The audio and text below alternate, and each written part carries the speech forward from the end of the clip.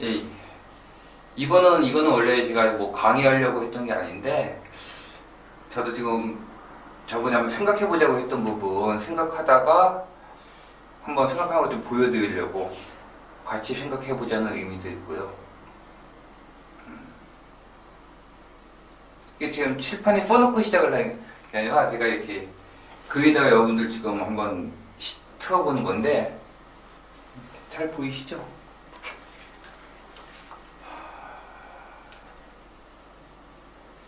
자, 기본적 사이클이에요, 사이클. 자, 검정선이고, 기본적 사이클 보시고요. 하락장에서 반등. 반등 바닥점 2012부터 2013 잡아요. 그리고 지표 나온 건 2013년도 상반기 반등. 지표 나온 거고요. 공급 스타트가 공급 물량이 나오기 시작한 게 보통 제가 말씀드린 한 1년에서 1년 반, 1년 정도 왔죠. 왔다 갔다. 2013년도 반등이기 때문에 2015년도 정도부터 물량이 본격적으로 나오기 시작한 건 2015년도라고 보시면 돼요. 자, 2015년부터 2016년 5회 나갔죠? 내년도 어느 정도는 나올 거예요. 근데 내년은 조금 줄지 않을까 싶기는 한데, 정확히는 모르겠네요. 어느 정도가 나올지. 분양 물량이라는 게 뭐 딱 정해진 건 아니어서. 근데 내년 되면 조금 줄 것 같기는 해요, 제 생각에는. 그래서 어느 정도 양이 나온 건 2017 정도까지라고 봐요. 그래서 보시면은요, 자, 2013부터 2014, 2015 본격적으로 분양 물량이 나오기 전까지는 분양 물량으로 인한 리스크는 없어요. 근데 분양 물량이 안 나오는 건 왜 안 나온다고 했죠? 시장에 대한 확신이 없으니까. 시장에 대한 확신이 투자자분들이 없기 때문에, 투자자분들이 없다고 생각을 하기 때문에 건설사가 분양을 안 하는 거예요. 투자자가 됐든 실수요자가 됐든 간에 분양이 팔린다는 확신이 있으면 하겠죠. 확신이 없으니까 초기 안 한다고요. 근데 2015부터 반등하고 한 1년 정도가 지나기 시작을 하면은 이제 어느 정도 확신이 들기 시작해요. 자, 분양 스타트를 해요. 그리고 2017 정도까지 분양 물량이 어느 정도 나올 거예요. 자, 이 분양 물량이 나오면은 이때는 무슨 리스크가 있죠? 이때는 자, 분양. 이때는 수요는 실수요. 아직 실수요장이에요. 지금도 마찬가지예요. 지금은 점이지대 정도 볼 수 있는데 아직 실수요장이라고 보셔야 돼요. 작년 말인가 그 대출 규제 조금 나와줬었죠. 그래서 굉장히들 좀 힘들어하신 분들도 계셨지만 생각보다 시장 타격 크지 않죠. 유동성 장세에서 그렇게 나오면 커요. 근데 지금 실수요 시장이기 때문에 실수요장에서는 대출 규제나 이렇게 분양 쪽에 대한 대출 규제가 그렇게 크지는 않아요. 생각보다. 뭐가 클까요? 이때는 실수요를 갖다 누를 수 있는, 만약 이때 정말로 시장을 잡을 수 있는 거고 들어간다면은. 좀 판서가 많아서 좀 오늘 이렇게 놓고 봐야겠는데 어쩔 수 없네요. 전세자금 대출. 전세자금 대출을 갖다가 줄여버리면은 이 타격이 더 큰 거예요. 실수요장이기 때문에. 자, 그래서 이게 작년 말부터 왜 휘청했던 거 제가 몇 번 말씀드렸죠? 그게 이거예요. 실수요장의 수요와 유동성 장에서 분양 물량이 몰린다고. 몰렸던 남겨있던 택지가 지난 장에서 이 하락 지난 장 동안은 사람들이 분양을 안 하겠죠. 초반에는 어쩔 수 없이 나오지만은 어느 이때부터는 물량이 안 나온다고요. 그 택지가 쌓여있다고요. 이 쌓여있던 택지나 이런 것들이 초기에 확신을 갖기 시작하면은 한꺼번에 몰려 나오기 시작을 해요. 이게 분양 쪽의 리스크예요. 그러니까 초기에. 분양 쪽의 리스크인데 장기적으로 보면 크게 상관은 없어요. 그래서 제가 분양 쪽, 그 다음에 분양 쪽이 상관없다는 얘기는 미분양 쪽, 입지 좋은 데서도 미분양 남아있으니까 이때. 그래서 제가 미분양 좀 말씀드렸죠. 자, 그렇게 시장이 가기 시작해요. 2015, 2017 분양 물량 나오기 시작을 한다고요. 이게 입주를 해요, 이제. 입주를 해서 2018, 2019 정도. 이때의 리스크는 뭐냐면요. 수요는 실수요와 투자 수요예요. 이때와 다른 게 이때보다 투자 수요라는 게 더 하나가 추가가 돼요. 지금도 물론 분양 쪽은 투자 수요죠. 투자 수요인데 조금 더 많아져 이때는. 장 자체가 그러니까 우리가 이 2018이 사실은 제가 전에도 말씀드렸고 맨 처음에 이번 장 시작한 2013부터 2018의 어떤 분기점이라고 말씀을 드렸는데 또 두 가지 이유였죠. 대선이 있다는 거하고 또 하나는 이거 입주. 근데 이번 장은 이거보다 더 길게 갈 확률이 크다고 제가 말씀을 드렸었죠. 원래 2018, 2019 정도면은 그 10년 주기설 보면 이 정도면은 원래 2019 이 정도는 맞는 건데 19에서 20 정도 넘어가면서 전 이번 장은 좀 특이할 수도 있다고 말씀을 드린 게 있고, 자 이게 입주 물량 나온 게 이거예요. 근데 우리가 지금 봐야 될 게 그때 나오는 입주 물량이 수화가 가능한가 가능하지 않은가 여러분들이 고민을 하시는 거잖아요. 근데 그건 조금 봐야 될 부분이 있어요. 자, 그 뒤로 장이 이렇게 넘어간다고요. 쭉 이렇게 넘어가는데 이거는 제가 좀 이따 다시 설명을 드리고 한 부분씩 끊어보자고요. 자, 실수하고 분양. 그러니까 2015부터 2017까지 2015, 2018 이때 만약에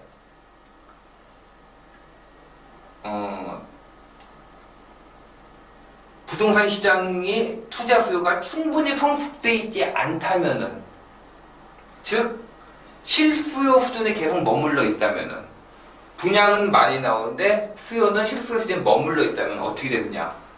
수요가 쭉 나와 있죠. 이런 그래프가 나와요.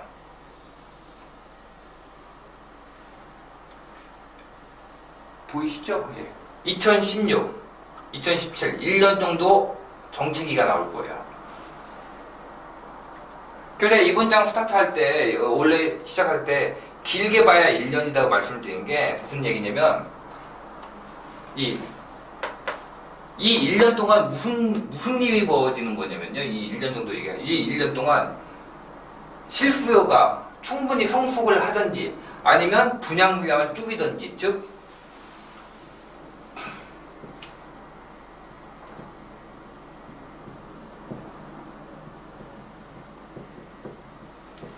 이런 개념이거든요. 분양은 이 위에 있고 많고 수요는 저기 밑에 있다고, 실수요 수준이기 때문에 이게 끌어내어지든지 얘가 끌어 올라가주든지 시간이 안에 해결이 돼요. 거의 이거는. 왜냐면 시장이 진행이 되면서 이때까지는 아직 공급 부족 상태이기 때문에 이거는 시장이 자연스럽게 시간이 지나면 시간이 해결을 해주는 문제예요. 그래서 내가 큰 문제, 올해 초에 굉장히 어렵다고 했을 때 내가 원래 큰 문제는 없다. 이거는 어차피 시간이 해결해 줄 문제니까 분양 원래 초에 어렵다고 했을 때도 분양 어렵다고 해도 분양 놓지 말고 가지고 가셔도 괜찮다고 말씀드렸던 이유가 뭐냐면 이런 것 때문에 시간이 되면 해결을 해줘야 되거든요. 사이클 따라서 사이클이 충분히 성숙되지 못했기 때문에 이 분양은 이미 분양은 몰리는 시기하고 이게 사이클 중에 분양이 가장 몰리는 시기 중에 하나예요. 가장 몰리는 시기인데 수요는 가장 몰리는 시기가 아니에요. 수요가 가장 몰리는 시기는 저 뒤쪽이라고요. 그렇기 때문에 수요도 충분히 올라와 있지 못하고 분양은 충분히 올라와 있다고. 이 갭 때문에 생기는 거예요. 그러니까 시간 해결해주는 문제이기 때문에 크게 상관이 없다고 제가 말씀을 드렸던 거예요. 그래서 그렇게 되면 이 사이클이 나와요. 이 사이클. 2016부터 2017까지 아마 1년 정도, 약 1년 정도 정체가 나오고 다시 스타트를 할 거예요. 왜냐? 이 기간 동안 뭐가 안 나오니까 다시 분양 물량이 줄어들 테니까. 이런 식으로 된다고요. 이게 왜 그러냐면, 야, 이거는 그거 보시면 돼요. 이게 뭐냐면요. 탄탄 실수요. 탄탄한 실수요장에서 흔히 벌어지는 현상이에요. 그래서 그러니까 시장이 나쁘지 않아요. 시장은 괜찮은데, 그러니까 어느 한 수도권에서 이런 데 있어요. 제가 몇 번 말씀을 드렸으니까 댓글 보신 분들은 아마 기억이 나실 거예요.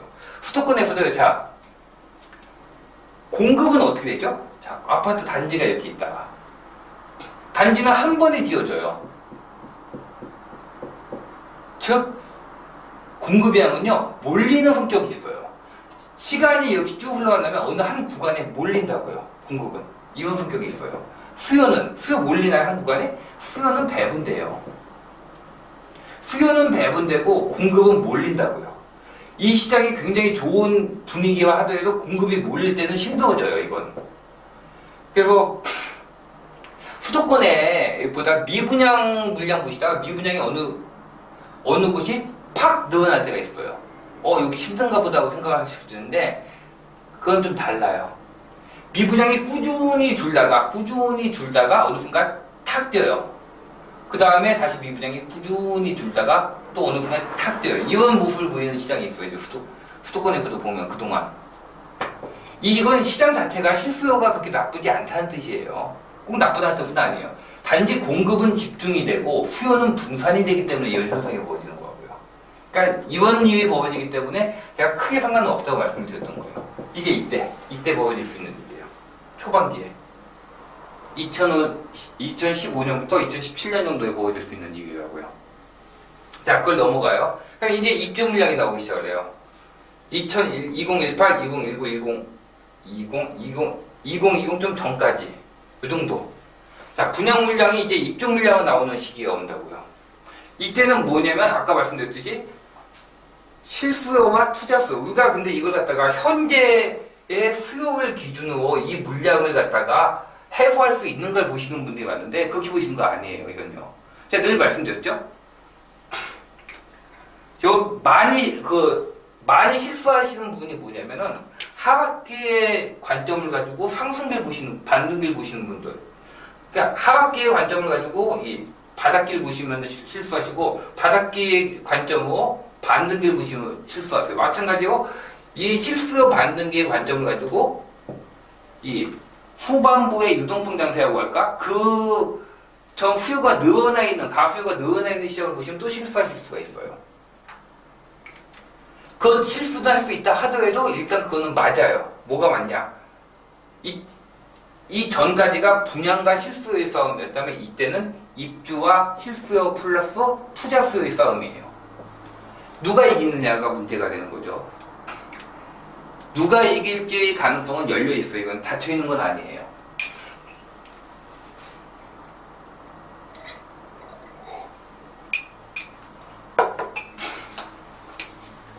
자, 이때가 만약에 그래프를 한번 보자고요. 쭉 보시면, 자, 여기다 그려놨죠? 좀 엉망이 되긴 했는데요.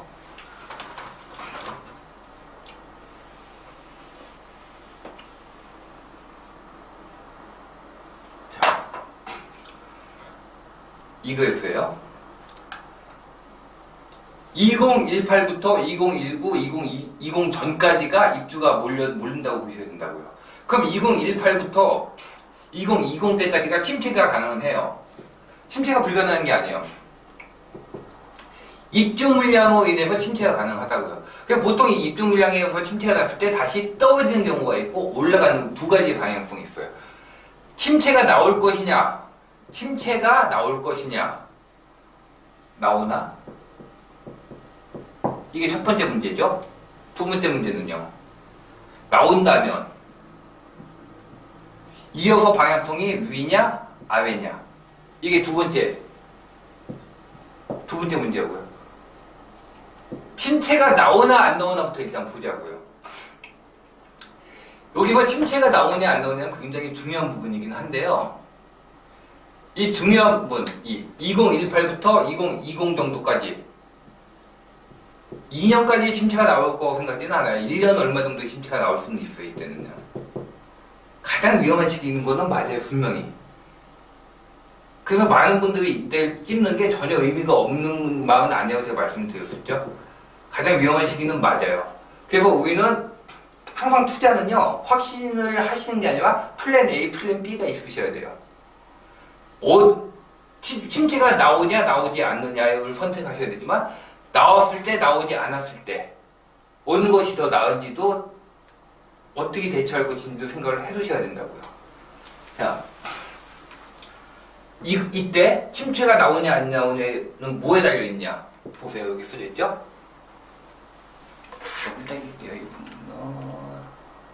자, 입주 물량이 분산될 것인가 안 될 것인가.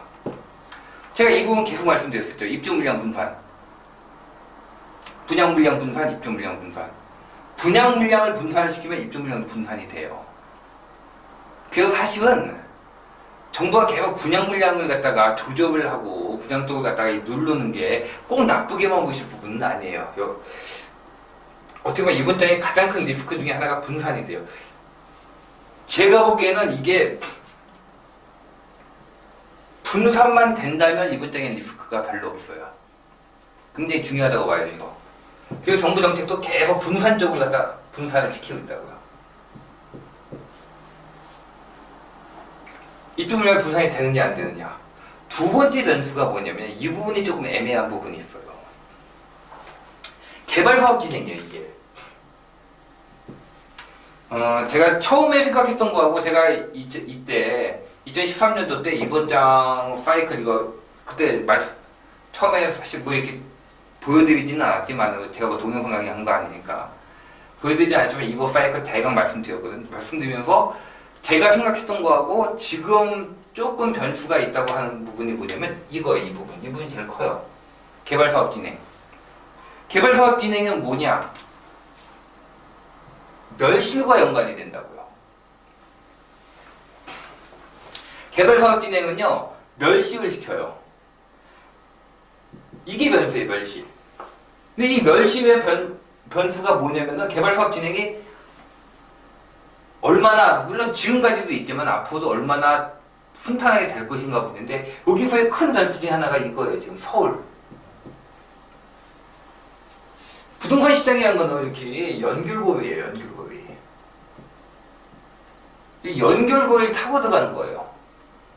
근데 이 연결고리 중에 핵심 중에 하나는 서울 쪽이 빠져있다고요, 지금. 그래서 이렇게 서울 쪽이 빠지면 무슨 일이 벌어지느냐? 멸실의 공백기가 생겨요.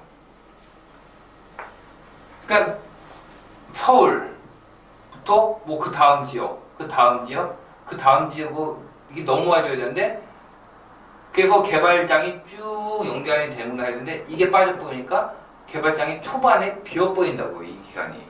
이 기간이 비는 게 이 뒤에도 영향을 줘요.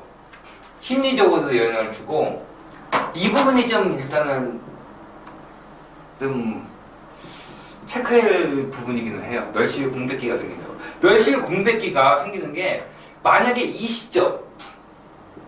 시점에 멸실을 미워줄 수 있다면은 이건 이게 안 나오고 그냥 자연스럽게 올라간 점이 나올 수도 있어요.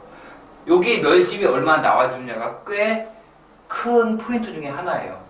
제가 계속 그때 말씀드렸을 때는 2017년 부동산 3법 통과됐을 때 제가 그 말씀드렸었죠. 2017까지 3법이 뭐야? 초과이익 환수제가 2017년 말까지 관리처분을 떨어뜨려야 된다. 그럼 뭐가 나온다? 2018 때 멸실이 나온다. 자연스럽게 분산이 된다고요. 딱 이 시점에 제가 그때 말씀드렸던 게 이 그래프를 갖다가 제가 생각을 하고 이때 멸실이 몰린다고 봤던 거예요. 사실 지금 같은 경우에는 좀 애매하긴 애매해요. 서울 쪽에 공백기가 나와주고 개발 사업이 생각보다 멸실 물량이 그렇게 크지는 현재까지는 그래요. 근데 이게 지금만 보고 알 수 있는 건 아니에요. 왜냐면 이번 장에 어떻게 보면 현재에서 가장 키포인트가 제가 언제 하고 있죠? 올해 하반기예요. 올해 하반기가 키포인트이기 때문에 올해 하반기를 봐야 돼요. 봐야 되긴 봐야 되는데 이 멸실 공백기가 조금 늦춰질 가능성은 있어요. 제 처음 생각보다는 조금 더 많아졌다는 생각이에요. 2018부터가 아니라 좀 더 늦춰질 수도 있지 않을까 하는 생각을 좀 하고 있어요. 그게 어느 정도 영향을 줄 수도 있고 그음에도 불구하고 큰 영향은 안 줄 수도 있고 이건 좀 보자고요. 이건 좀 애매해요. 제가 보기에는. 이게 뉴스테이하고도 또 연관이 되거든요. 시장이라는 게 보시면요. 다 연관이에요. 이게 뉴스테이하고 연관이 될 수가 있다고요. 지난 밴드 때였나? 지난 밴드 그 투님하고 이렇게 얘기 나누면서도 그때 얘기를 했었는데 그 뒤에도 얘기 나눴을 때 이게 이거하고 연관시킬 확률도 꽤 크다고요. 그러면은 여전히 멸실이 나올 수도 있고 일단 이거는 그냥 변수 보자고요. 그 다음에 뭐냐면 이 사이클이 이때 이 사이클 2018부터 이 사이클 때 이때는 뭐 하겠죠? 제가 좀 전에 지금 장의 기준에 보면 안 된다. 투자 유동성 장세의 기준에 봐야 된다고 했는데 그래서 이거예요. 투자수의 진입 정도예요. 투자수가 어느 정도 진입이 되어 있는가, 얼마나 단단한가. 그러니까 이게 즉 투자 장세 어느 정도 진입이 되어 있는가. 이게 진입이 되어 있는 게 무슨 뜻이냐면은 보세요. 자, 현재는 뭐예요? 현재는 입주 물량이 나온다고요. 현재의 입주 물량과 미래의 분양 물량의 소진, 이 두의 싸움이에요. 이거에 미래 분양 물량 소진에 점수를 줄 것인지 현재의 입주 물량의 풍부의 점수를 줄 것인지에 따라 다르다고요. 이거에 점수를 줄 수 있다면은 저는 저장이 이런 식으로 안 하고 여기서도 무난히 상승을 할 수 있다고 생각을 해요. 근데 만약에 이게 영향이 더 크다면은 이런 식의 침체가 나올 거예요. 뭐 하락은 아니고 침체까지는 나올 거고. 근데 자 보세요. 침체까지 나올 거고 보는데 입주 물량 풍부, 이게 그렇게 영향을 준다면 결국 이건 뭐냐면 전세에 영향을 준다는 뜻이거든요. 입주는 항상 뭐에 영향을 준다고요? 전세요. 전세에 영향을 준다는 뜻이라고요. 입주가 전세에 영향을 주기 때문에 분양 물량 소진은 뭐예요? 이건요. 이건 투자라고요. 전세는요. 실수요 쪽이고, 즉 실수요보다는 투자 쪽이 더 강해질 수가 있다고요. 이거는요. 얼마나 버텨주느냐 두의 힘싸움이에요. 어떤 면에서는 전세의 약속에 갖다가 투자 수요가 얼마나 끄어질 수 있느냐, 미래 분양 물량 소진이고 얼마나 끄어질 수 있느냐의 문제인데, 이때가 되면 더욱 올 거예요. 아마 이때가 더 되면 제가 저번부터 말씀드렸지만 실수요 지역, 뭐 갭 투자 지역 이런 쪽보단 이쪽 보시라고 말씀을 드렸는데 이때는 더 그럴 확률도 커요. 만약에 여기서 이 힘싸움에서 밀린다면은 이 입주 물량이 실수요 투자수요보다 더 강해진다면은 약 2018부터 2020 전까지의 침체장이 나올 수가 있어요. 전세가는 약세로 들어서고 침체장이 나올 수가 있다고요. 근데 가격적으로 크게 떨어지거나 할 거라고 보지는 않아요. 그리고 이 뒤에 방향이 위냐 아래냐인데 이거는 저는 무조건 위라고 보는 편이에요. 자, 왜냐면은 공백기가 있다고 하지만은요, 결국 이거는 늦춰놓은 것일 뿐이에요. 늦춰놓은 것이 뿐이기 때문에 이게 초반에 작용을 하든 후반에 작용을 하든 크게 상관은 없어요. 만약에 이 사이클 정말 돌기 시작을 하면은 개발 사업의 한 특징이 뭐냐면은요, 책을 보면 몇 번 내가 말씀드렸던 이거예요. 계단형 피라미드가 특징이에요.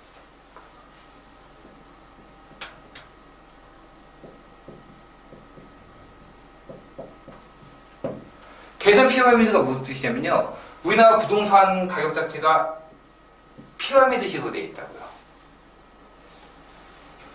비싼 거는 적고요, 중반부 어느 정도 내려오면 급격히 늘기 시작해요. 가격대가 쭉쭉. 가격이 비싼 건 적고 어느 정도 좀 빠지기 시작하면 이렇게 이것도 아니고 자, 이런 식으로 들어요. 이렇게. 사업성도 마찬가지예요. 사업성이라는 것이 어차피 가격에 연동을 하는 경향이 있기 때문에 개발 사업이 가능한 곳의 면적도가 초기에는 거의 점에 가까워요. 근데 이게 단계를 넘어가면서요, 적용할 수 있는 범위가 급속히 넓어져요. 급속히 넓어진다는 건 무슨 뜻이냐? 범위가 급속히 넓어진다는 얘기는 멸실 물량이 급속히 늘어난다는 얘기예요. 앞부분의 입주 물량이요, 바로 그 다음 단계의 멸실 물량을 채우질 못하는 성격이 있어요. 그래서 개발 사업만 가지고, 이번 정부가 구도심 개발만 가지고 물량을 채우려고 한다면 굉장히 힘들 거라고 제가 말씀을 드리고 이번 장에 기울어진다고 말씀을 드렸던 이유가 뭐냐면 이런 성격 때문에 그래요. 하나의 입주 처음에 가격이 높은 순으로 이렇게 되기 때문에 이 초반에 하는 것의 입주 물량은요 다음 개발 사업의 개발 스타트를 이끌고 와요. 그러니까 여기에 개발 스타트는요 또 그 다음 지역 그 가격대와 그 다음 지역의 개발 스타트를 끌고 오는데 그 다음 지역 넘어갈수록 뭐냐면 이 계단 영어 범위가 커져요. 맨 처음에 이거지만 이거 그 다음 단계는 이거 그 다음 단계는 이거. 그래서 이것의 입주 물량 이것의 늘어난 물량 자체가 그 다음에 멸실 물량으로 상쇄가 된다고요. 그래서 공급 물량의 효과가 거의 안 나타나요. 이거는요. 상당 기간 동안 안 나타나요. 어느 정도 단계에 올라서 얘들이 입주를 하기 전까지는요. 물량 공급의 효과가 거의 안 나타나요. 안 나타나게 된다고요. 이것이 늦춰지는, 이 공백기로 늦춰지는 이유가 있지만은, 이게 어차피 이건 스타트를 하게 돼요, 이거는요. 이거 정치 논리가 완전히 막을 수 있는 부분은 아니에요. 이건 자연스럽게 스타트를 해요. 서울적 공백 뛰고 그 다음부터를 하든지 뉴스테이를 통해 가지고 그 다음 지역에 모자르면 어느 정도 끌어올려서 스타트를 하든지 할 수는 있지만 이건 어차피 스타트를 하게 돼 있어요. 이렇게 스타트를 한다면은 자 이렇게 가다가 결국은 이 방향을 가든지 여기서 떨어질 확률은 적다고 봐요. 왜냐면 결국 이때가 되면 다시 뭐가 되냐 택지의 부족이라고요. 이 택지의 부족을 어쩔 수가 없다고요. 이 택지의 부족에서 만약에 이 멸실까지가 나온다면은 이건 심각해져요. 자, 여기서 제가 저번 특강에서도 있지만, 자, 이게 무엇을 뜻하냐? 미래의 분양 물량 소진이라고 있죠. 미래의 분양 물량 소진이 뭐다? 택지 부족. 자, 택지 부족이에요. 택지에서 우리는 신규 분양 물량을 얻어요. 근데 택지가 부족하다고요. 그 다음에 어디서 얻죠? 재건축. 일반 분양 물량에 얻어요. 재개발. 일반 분양 물량에 얻어요. 이걸 갖다가 정부가 뉴스테이로 다시 임대로 뺀다고요. 이거 여러분한테 안 가요. 물론 다 빼지는 못하겠지만요. 이 물량 자체를 원래 여러분들 거예요.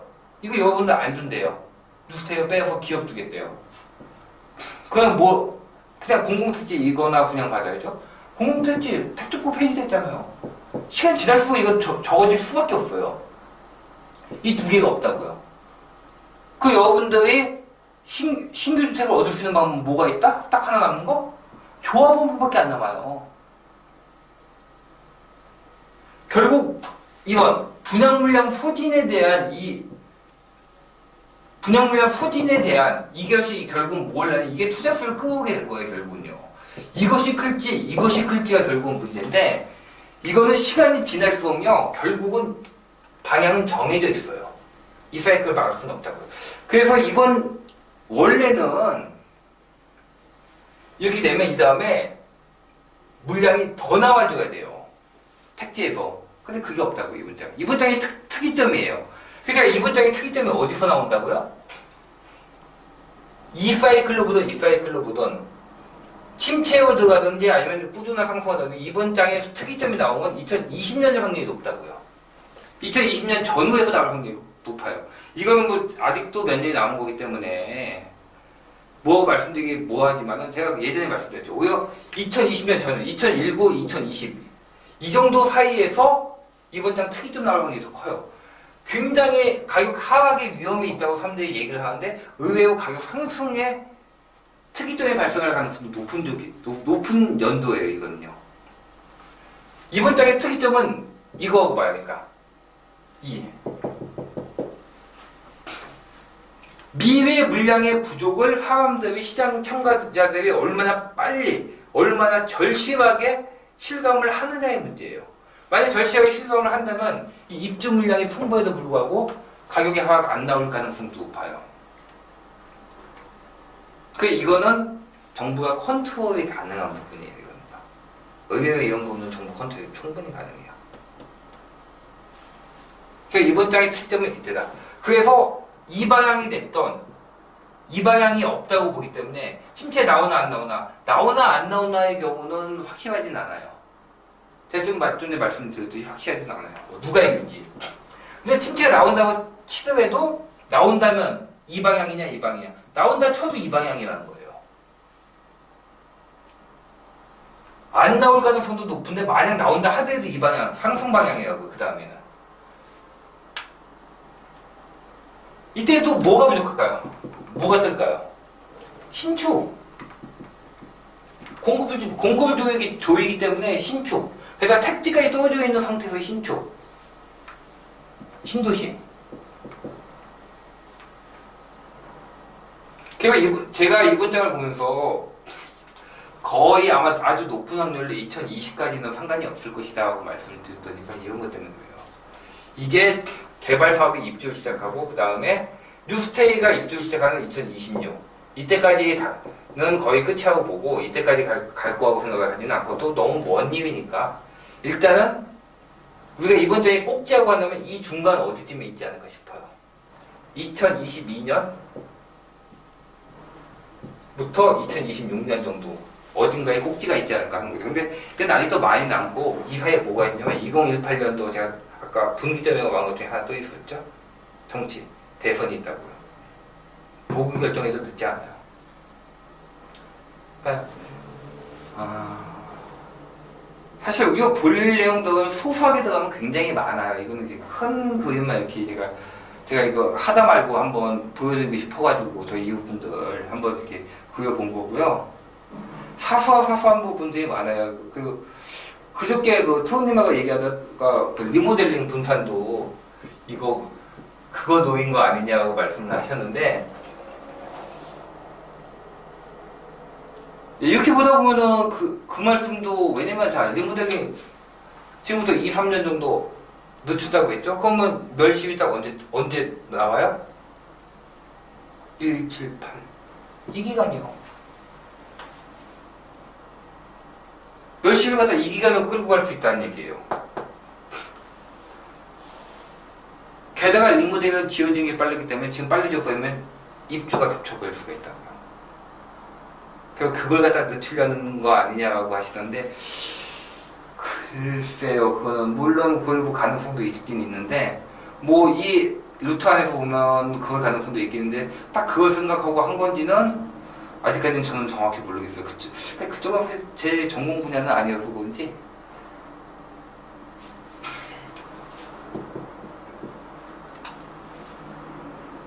이렇게 놓고 이거 한번 보시고, 이 그래프 같은 거 놓고 각각 영향 미치는 거에 좀 큰 것만 제가 말씀을 드렸는데, 놓고 보시면은 요 그래프 하나 그려가지고 그리실 수 있게 되면은요, 이 그래프 하는 거 자체가 보시면 알겠지만요, 부분들이 모이고 전체 그래프 하나를 만드는 거예요.